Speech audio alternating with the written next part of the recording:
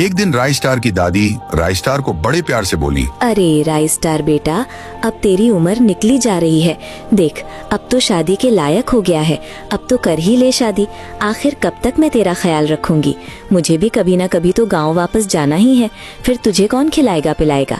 मैं चाहती हूँ कि गांव जाने से पहले मैं अपनी बहू का मुंह देख लूं। राय स्टार पहले तो थोड़ा चुप रहा, फिर धीरे से बोला, दादी, शादी करने से मैंने कब मना किया है? मैं तो खुद करना चाहता हूँ, लेकिन हम जैसे गरीब लोगों को अपनी बेटी देगा कौन? मैंने बहुत जगह हाथ पैर मारे, कोशिश की, पर मुझे कोई लड़की मिली ही नहीं। अब आप ही बताओ, मैं शादी कैसे करूं? क्या आपकी पहचान में कोई लड़की है? दादी मुस्कुराई और बोली, हाँ, मेरे पास बहुत सारी लड़कियों के रिश्ते हैं। सब अपने जैसे गरीब ही हैं, लेकिन दिखने में बेहद खूबसूरत हैं।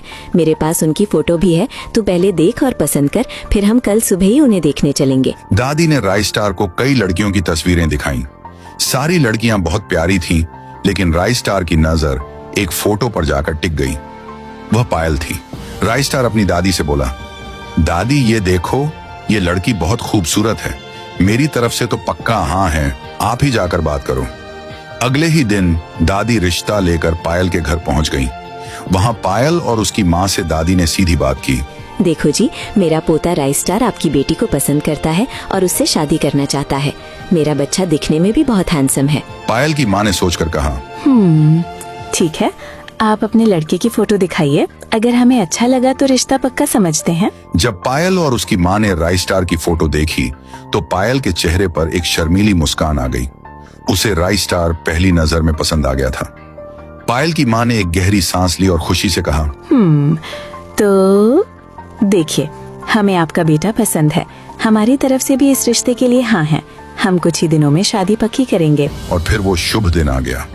बड़े धूमधाम से राय स्टार और पायल की शादी हुई। शादी के बाद दोनों एक प्यारे पति पत्नी बनकर घर लौटे।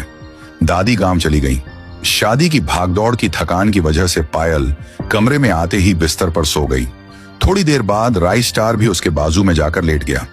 उस रात दोनों ने एक दूसरे को जाना, ढेर सारी प्यार भरी बातें की और वो उनकी पहली खूबसूरत रात थी। शादी को कुछ दिन बीत चुके थे। एक सुबह जब राय स्टार और पायल सो रहे थे, तभी घर की डोरबेल बजी। राय स्टार की नींद खुली और वह आलस छोड़कर नीचे गया। दरवाजा खोला तो देखा सामने उसका जिगरी दोस्त अमित खड़ा था।